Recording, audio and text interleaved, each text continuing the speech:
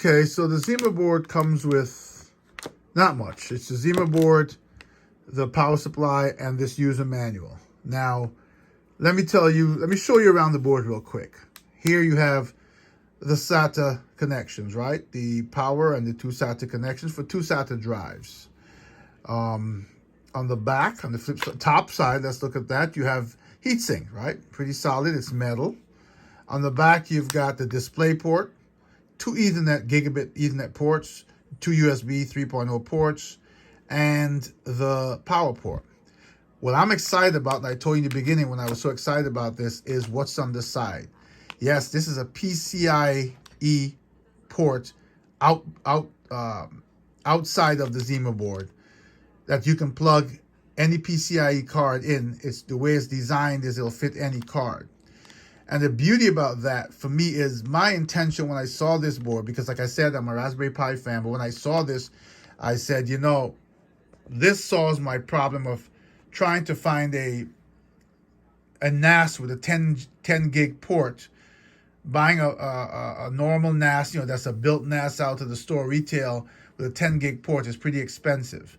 I have 10 gig switches with SFP plus 10 gig connections in my entire internal network. They do go out to a 2 gig externally, but running internally, you know, moving files from laptops to NAS, you know, for storage.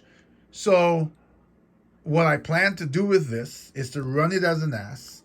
I plan to put a PCIe 10G card in the PCIe slot and connect that with a SFP plus connector to one of my switches, the fiber cable, and voila.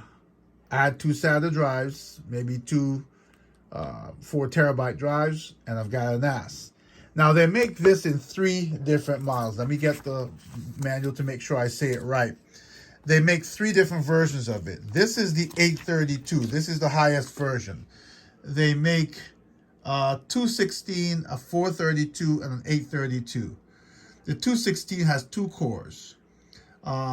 It comes with 2 gig of memory, 16 gig onboard storage.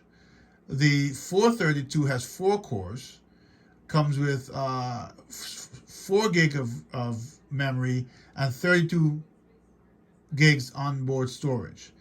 This 832 has 8 gig of RAM, 8 gig of memory, 32 gig onboard storage. It has the display port, so it has a built-in Intel HD 500 graphics card. So take a look at the entire review to see how it went.